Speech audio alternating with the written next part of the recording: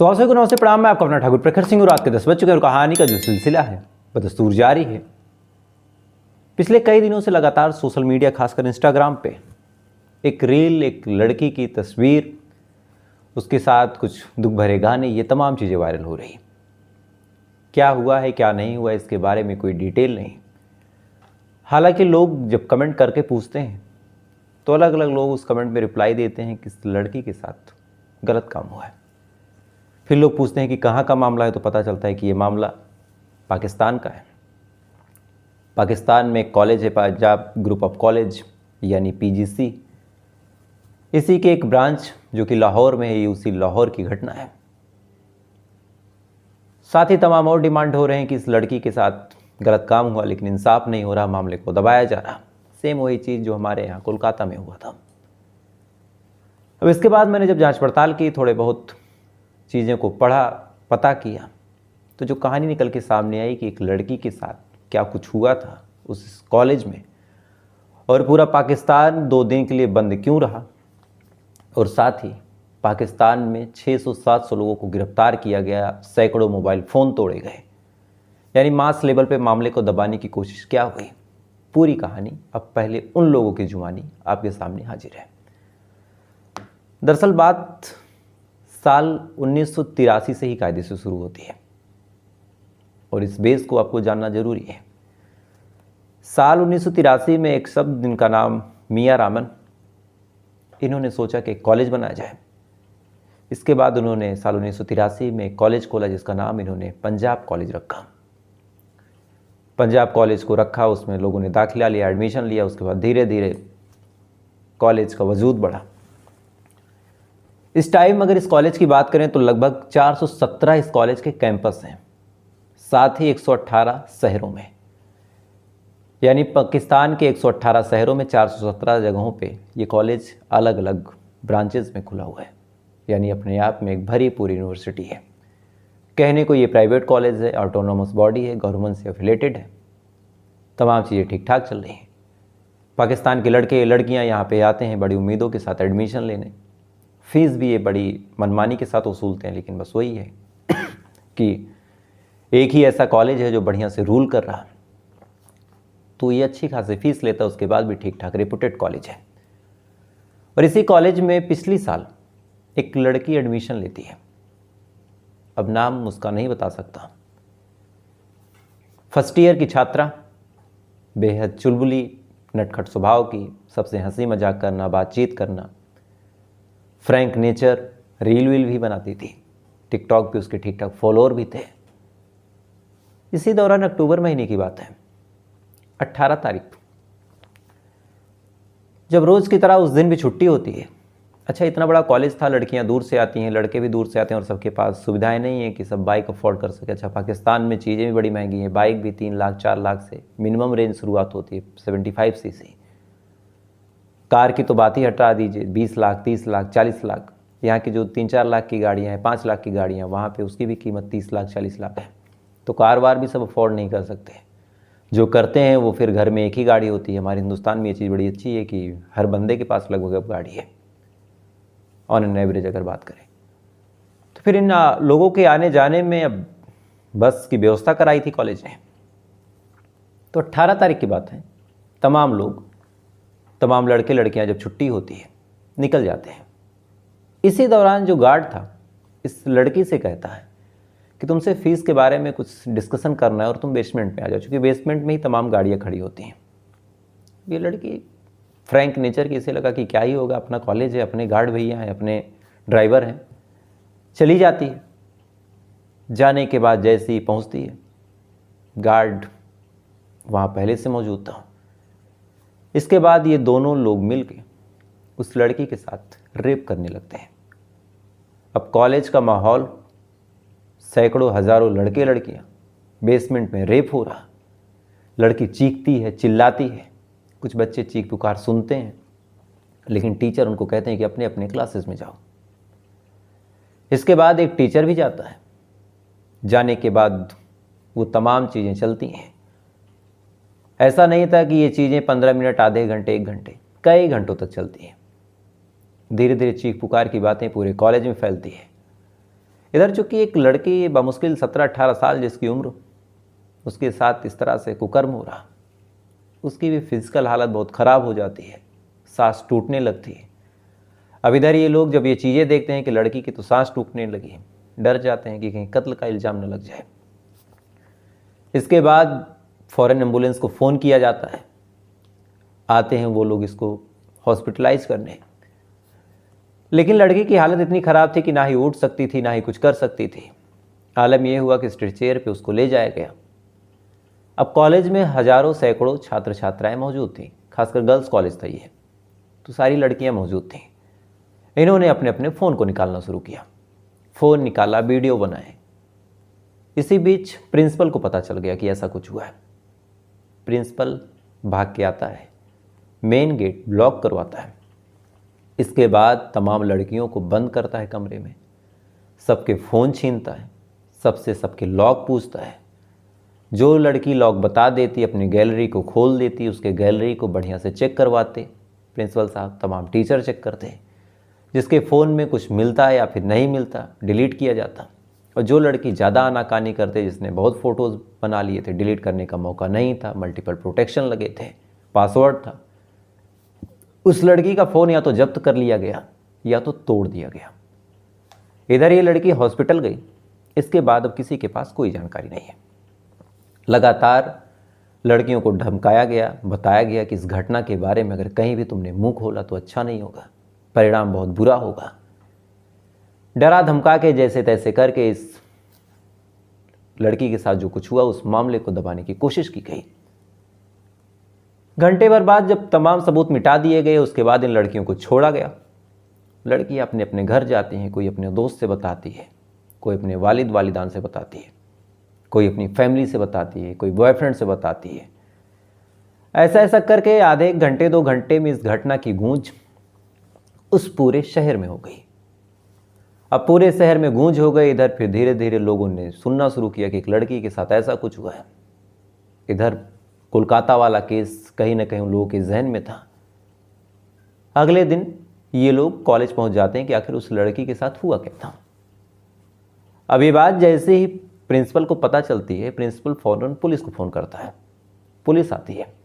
आने के बाद इन लोगों से कहती कि जाओ, कुछ नहीं हुआ, और अभी तक कोई FIR नहीं दर्ज हुई है। ये बात जब तमाम लोग सुनते हैं, सुनने के बाद काफ़ी नाराज़ होते हैं, धरना प्रदर्शन करना शुरू करते हैं। एक लड़की से वहाँ के DSP ने ऑन द रिकॉर्ड कहा, उस लड़की ने मीडिया के सामने बताया कि DSP ने कहा कि क्या चाहती हो कि उस लड़की की तरह तुम्हारी भी इज्जत लूट लें। उसके बाद उस लड़की ने पूछा कि अंकल, अगर मेरी जगह आपकी बेटी होती तो भी आप यही बोलते हैं।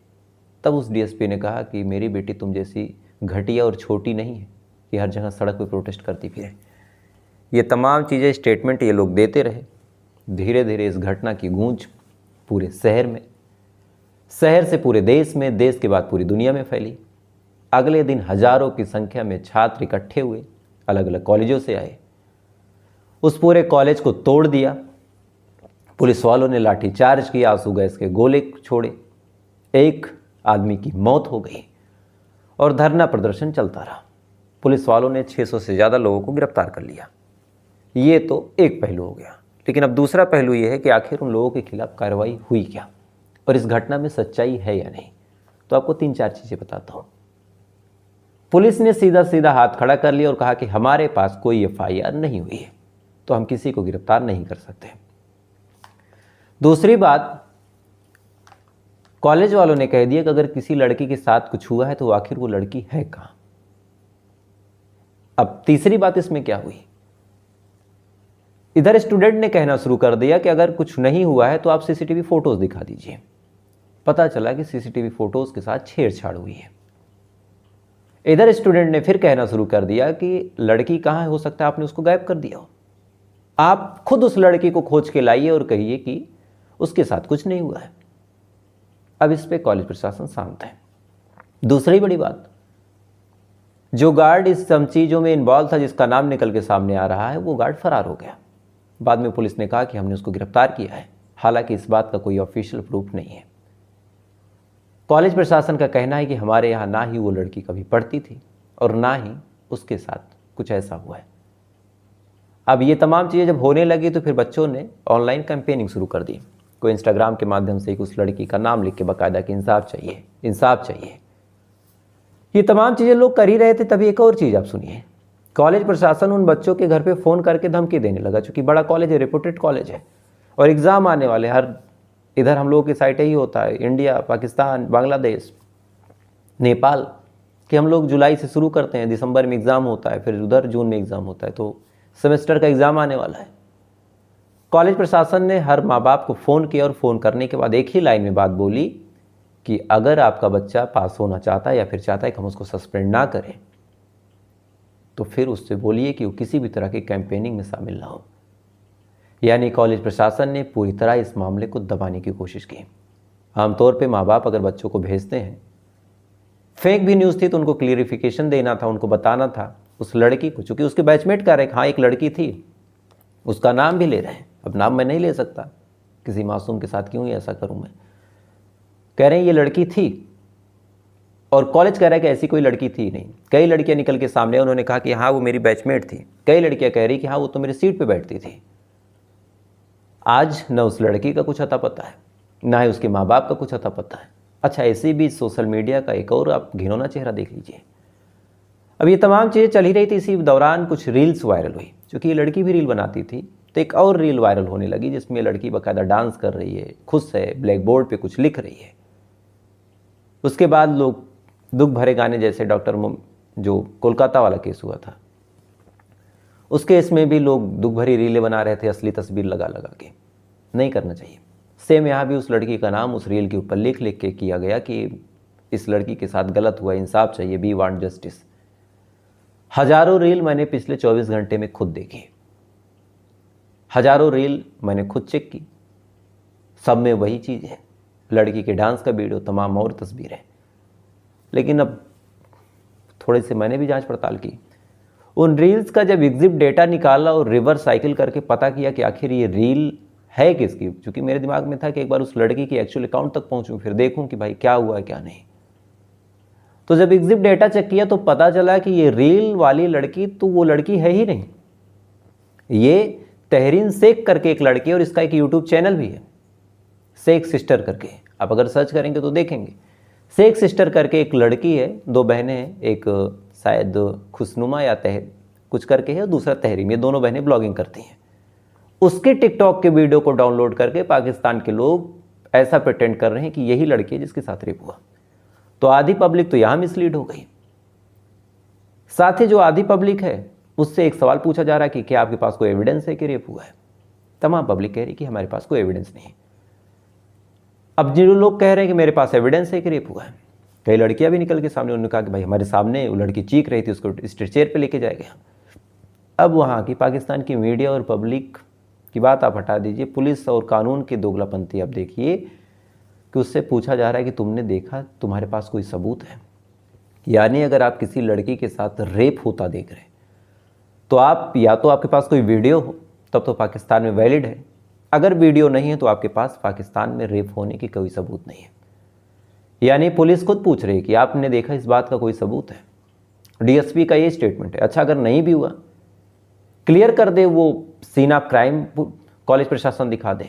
अच्छा, उन हजारों लड़कियों के, सैकड़ों लड़कियों के फ़ोन को छीनने का, वीडियो डिलीट करवाने का क्या मतलब था। कॉलेज की हजार हजार लड़कियां अगर निकल के सामने आके कह रही हैं कि ऐसा कुछ हुआ है, हमने देखा है, हमारी बैचमेट थी, कॉलेज साहब कह रहा है कि नहीं थी।